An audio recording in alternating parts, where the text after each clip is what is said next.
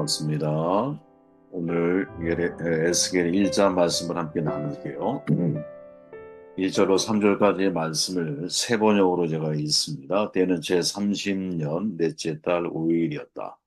그때 내가 포로로 잡혀온 사람들과 함께 그발 강가에 있었다. 나는 하나님이 하늘을 열어 보여주신 환상을 보았다.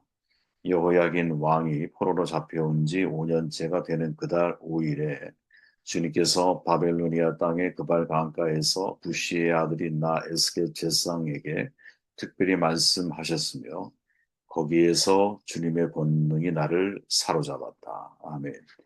거기 계시는 하나님을 보라라는 제목으로 말씀 나옵니다. 에스겔서 1장은 에스겔의 소명에 관한 이야기로 시작이 되죠. 지금 우리가 읽은 대로 에스겔은 자기의 소명이 어떻게 이루어졌는지 아주 자세하게 소개하고 있습니다. 에스겔이 잡혀있던 곳이 어디냐? 갈대아 땅 그발 강가라고 말하죠. 갈대아 히브리어는 바벨론을 가리키죠. 그리고 그발 강가는 티그리스 강과 유프라테스 강에서부터 흐르는 물이 니프루라는 지역으로 흐르도록 인위적으로 만든 관계용 수로였어요. 우리 과거 선조들도 그런 거 잘하잖아요. 물이 흐르지 않는 곳에 물을 소통시키기 위해서 관계적인 수로를 만들어 놓죠. 그리고 식물 재배를 위해서 반드시 필요한 물을 확보하는 일, 바로 그렇게 만들어진 것이다라고 여러분들은 생각하시면 됩니다. 포로로 잡혀온 많은 사람들이 있었죠. 대략 지금 이 위치, 그발 강가가 예루살렘으로부터 한 1000km 이상 떨어진 곳으로 생각을 하죠. 유다 백성들은 바벨론에 사는 것이 완전히 생소한 것이었을 거예요. 그들의 마음속에는 그 고향에 대한 그리움, 지울 수가 없었겠죠. 시편 147편에 보면 우리가 바벨론의 여러 강변 거기에 앉아서 시온을 기억하며 울었다. 이렇게 표현하잖아요. 포로 시절에 고향에 대한 그리움이 얼마나 크게 묻어 있는지 이 시인의 고백을 통해 우리로 확인하게 되죠. 아마도 그 당시에 사람들의 역사를 통해서 자신들이 저질렀던 죄악에 대해서 많은 생각을 했을 거예요. 떠올릴 때마다 고통스러워. 고향에 가고 싶은 마음 때문에 매일 밤마다 눈에 눈물이 마르지 않는 그러한 시기를 살지 않았을까. 바로 그러한 삶의 현장에서 에스겔이 고백을 하고 있죠. 그런데 그 고백 속에 나와 있는 중요한 표현 가운데 하나가 뭐냐. 거기에 있을 때 이렇게 표현하잖아요. 거기에 있을 때. 3절 말씀을 제가 다시 보면 주님께서 바벨로니아 땅의 그발 강가에서 부시의 아들인 나 에스겔 제사장에게 특별히 말씀하셨으며 거기에서 주님의 권능이 나를 사로잡았다. 거기 계시는 하나님을 봐야 한다는 거죠, 여러분. 무척 절망스러운 상황이거든요. 포로 생활을 하고 있잖아요. 고향이 한 1000km 떨어져 있어. 근데 그때 하나님의 소명을 받아 하늘의 문이 열렸어요. 그리고 환상을 보게 하세요. 하늘이 열리며라고 하는 이 표현은 구약에 딱 한 번 사용되어지는데 그게 여기거든요. 주변의 모든 상황은 진퇴양난이야. 전후좌우 동서남북 다 막혀 있는 상황이야. 그때 하늘이 열렸다라는 거죠. 여러분, 저희들의 인생에서도 이게 되게 중요하다고 봐요. 노아의 방주, 유일하게 열렸던 창문이 하늘을 향해 있었던 것처럼 우리 역시 마찬가지라는 거죠. 사방으로 우겨싸움을 당하는 상황 속에서도 내가 하나님과의 영적인 소통의 창구가 열려 있는 사람이라면 그 희망을 볼 수 있죠. 환상을 볼 수 있죠. 하나님의 뜻을 알아갈 수 있죠. 그리고 그 뜻으로 말미암아 그 계획, 그 섭리, 그 하나님이 주시는 확신 이것으로 인하여 내게 주어져 있는 상황들을 극복할 수 있는 힘과 에너지가 그 사람에게 있는 거죠. 우리에게 이런 힘이 있느냐? 그 열린 창문으로 통해서 환상을 보고 나서 에스겔의 고백이 뭐냐? 여호와의 손, 이 권능을 뜻하죠. 그 위에 있었다라고 말을 하는 거죠. 그 포로의 현장 속에 죄악의 현장 속에 하나님이 함께하고 계셨다. 이게 매우 중요한 사실은 이 에스겔서에서 여호와가 거기에 계시는 하나님, 여호와 삼마라 그러잖아요. 여호와 삼마. 이 여호와 삼마를 경험하며 살아가는 것이 우리의 신앙의 과정이 아니겠느냐. 고난의 현장 거기에 계시고 영원한 나라에 이르기까지 거기에 계시는 하나님. 이때 거기는 여러분 장소적인 개념이라고 우리가 이해할 수도 있겠지만 내가 있는 바로 그 자리, 여러분들이 서 있는 바로 그 자리, 여러분들이 직면해 있는 그 문제의 자리, 여러분들이 처해 있는 암흑의 자리, 그 슬픔의 자리, 그 고통의 자리, 내가 어떠한 자리에 있다 할지라도 거기 계시는 하나님을 내가 경험하고 있느냐. 성경에 보면 여러분 하나님의 성품을 표현하는 여러 가지 이름이 나오잖아요. 여호와 샬롬, 여호와는 평강이시다. 여호와 니시, 여호와는 나의 깃발 승리이시다. 여호와 이레, 아 하나님이 준비하시는 거구나. 여호와 라파, 하나님이 치료하십니다. 그 중에 여호와 쌈마, 거기 계시는 하나님의 속성을 우리에게 이야기해 주고 있죠. 히브리어 샴이라고 하는 말에서 나온 거거든요. 샴이 뭐냐, 거기에, 그곳에, 그때에.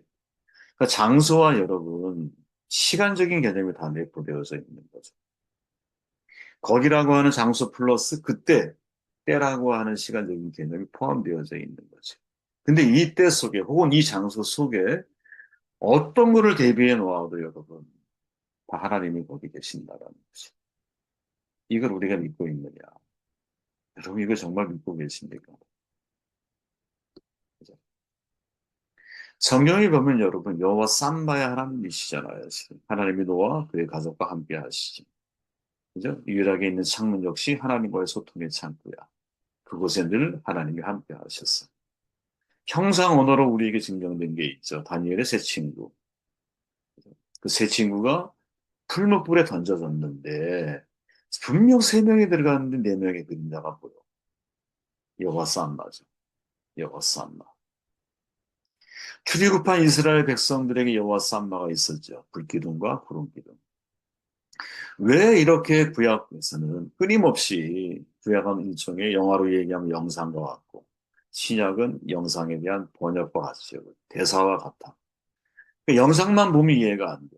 대사가 있으면 정확하게 이해가 돼. 그런데 신약에서 예수님이 하셨던 임마누엘 하나님이 구약에서 형상 언어로 다 표현되어질 때는 이게 뭐예요? 불기둥과 구름기둥이요. 풀무불에 던져진 세 친구와 함께 하셨던 또 다른 그림자. 그분이 우리와 함께 하고 계신다는 거죠. 그분. 거기 계시는 하나님이란 말을 신학적인 용어로 표현할 때는 여러분 하나님의 편재성이라고 그러는 거예요. 어디든 계신다라는 거죠. 성경에 하나님의 편재성에 관한 이야기가 많이 소개되어 있거든요. 그 중에 하나가 우리가 전에 나누었던 예레미야가 거짓 선지자를 꾸짖을 때 이렇게 말하잖아요. 23장 24절에 보니까 사람이 제 아무리 은밀한 곳에 숨는다 하여 그는 내 눈에서 벗어날 수 없다. 나 주의 말이다. 내가 하늘과 땅 어디에나 있는 줄을 모른다. 완벽한 하나님의 편재성이죠. 아무리 숨는다 해도 숨을 곳이 없어. 누구 하나님 앞에서. 우리가 아무리 숨긴다 해도 내 양심에서 벗어날 수 없잖아요. 물론 양심이 화인받은 사람의 경우 예외지만 양심이 제 기능을 발휘하고 있는 사람이라면 작동이 제대로 되고 있는 사람이라면 자기 양심을 뒤에 숨을 곳이 없잖아. 마치 그런 거죠. 또 시편 기자가 이렇게 말하죠. 우리에게 너무나 잘 알려진 시편 139편을 보니까 내가 주의 영을 떠나 어디로 가며 주의 앞에서 어디로 피하리.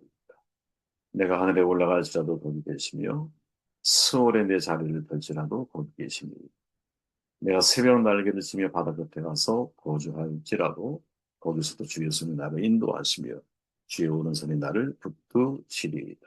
하나님의 시선을 피할 곳이 없다. 심지어 어디까지? 스월까지. 스월이 뭡니까? 죽은 자들이 가는 지하 세계잖아요. 죽음 이후의 장소를 의미하거든요. 문자 그대로는 무덤이야. 죽은 자들이 살아가는 세계라는 개념을 가지고 히브리의 개념에서는 천상, 이 땅, 지하 세 가지 공간을 이야기를 하잖아요. 그 중에 마지막 스월이라고 하는 장소. 예. 거기에서도 누가 내가 거기에 내 자리를 펼지라도 하나님이 거기 계신다 이렇게 말하는 거죠. 하나님의 편재성.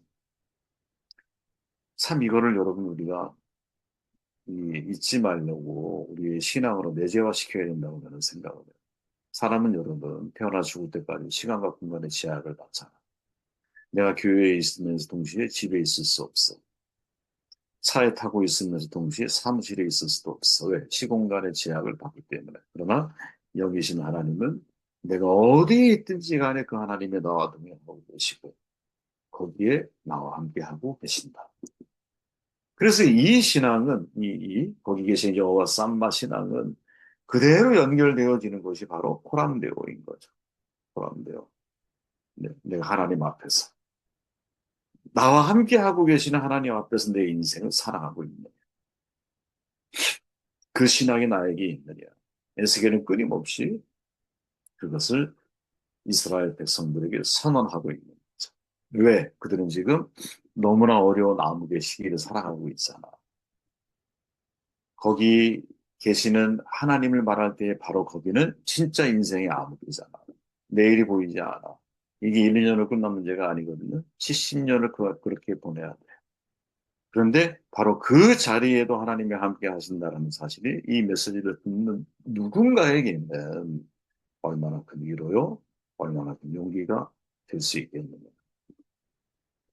저는 여러분 매우 간단한 사실의 문장이잖아요.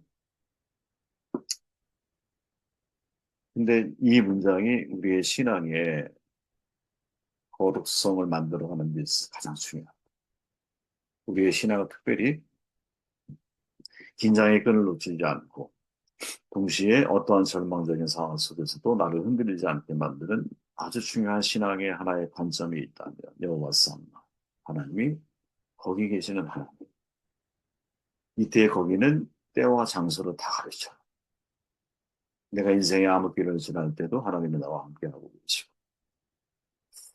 내가 하나님 앞에 죄인된 삶의 모습을 가지고 비록 서 있을지라도 이미 나를 하나님이 의롭게 하셨기에 그죠? 그 장소에서도 그때에도 하나님이 나와 함께하고 계신다. 라는 이 신앙을 내가 잃지 않고 살아갈 수 있겠느냐. 이게 에스겔이 우리에게 던지는 중요한 말이죠. 존 웨슬리가 마지막 임종 때 한 말이 이 말이라 그러잖아요. 제일 좋은 곳이 뭐냐. 하나님이 우리와 함께 계신 겁니다. 하나님이 우리와 함께 계시는 것. 언제? 임종의 순간. 하나님이 나와 함께하고 계시기 때문에 임종의 순간, 그 너머의 세계는 내가 가보지 못했지만 그 하나님께서 나를 이끄시고 인도하실 거라고 하는 믿음의 확신을 가지고 살아갈 수 있는 것. 이게 저와 여러분들의 신앙이 되어야 되지 않겠는가. 앞에서 말씀드렸지만 이번 한 주가 여러분 여호와 삼마 지금 여러분들이 서 있는 자리 여러분들이 맞이하고 있는 때에 나와 동행하시고 나와 함께 하고 계시니까 하나님을 인지하고 또 하나님으로 인하여 새로운 용기를 회복하는 그런 소중한 한 주가 되기를 바랍니다.